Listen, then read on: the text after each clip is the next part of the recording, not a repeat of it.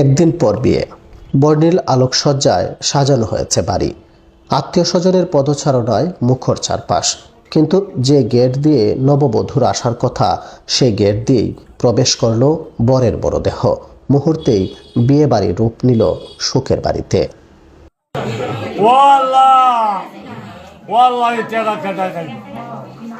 কেটাই খাইব আমি যে তা জোরাইছি তুই তো খাই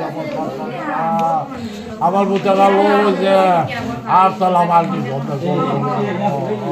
হবিগঞ্জের শায়েস্তাগঞ্জ উপজেলার ব্রাহ্মণডুরা গ্রামের ওমান প্রবাসী শাহ আলম মাত্র 18 দিন আগে দেশে ফিরেছিলেন বিয়ে করতে। আগামীকাল ছিল তার শুভ বিবাহ, কিন্তু সেই স্বপ্ন আর পূরণ হলো না।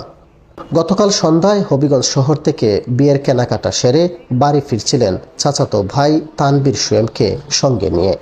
মোটরসাইকেলে ফিরছিলেন তারা, কিন্তু ঢাকা সিলেট মহাসড়কের নূরপুর এলাকায় ঘটে মর্মান্তিক দুর্ঘটনা। মোটরসাইকেল নিয়ন্ত্রণ হারিয়ে একটি বাসের সাথে ধাক্কা লাগে। ঘটনাস্থলেই প্রাণ হারান তানবীর সোয়েম।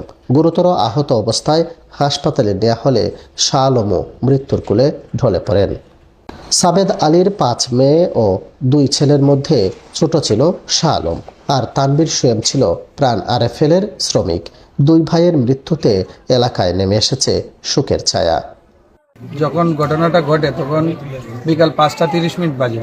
তখন সময় ডিউটিতে যাওয়ার সময় হঠাৎ দেখলাম যে একটা গাড়ি মানে ওদের সাইকেলে মানে বাড়ি দেয়। তখন সময় বাড়ি গিয়ে সাইকেলটা পড়ে যায়, পড়ার পরে পাঁচন থেকে আরেকটা গাড়ি এসে মানে ওদের উপর দিয়ে ওইটা যায়। তাৎক্ষণিক সময় আমি নামলাম গাড়ি থেকে, নাইমা দেখলাম যে একজন জায়গায় মারা গেছে আর আরেকজন জীবিত আছে। পরে ওনাকে আমি জীবিত যেজন আছিল ওনাকে আমি একটা সিএনজি করে ফুটিয়া সদর হাসপাতালে পাঠিয়ে দিলাম।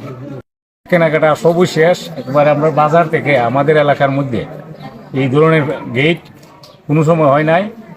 একেবারে বাজার থেকে লাইটিং সহ বাড়ি পর্যন্ত প্রায় 1/2 কিলোমিটার পর্যন্ত সম্পন্ন হয়েছিল। যে ও ওমান ব্যবসা আছে ওয়ার্কশপের 3-4টা দোকানের মালিক সে। একটি দুর্ঘটনা মুহূর্তেই শেষ করে দিল 2টি জীবন। আনন্দের বাড়ি পরিণত হলো শোকে, আরেক অনাগত স্বপ্ন দেখে গেল অপূর্ণ।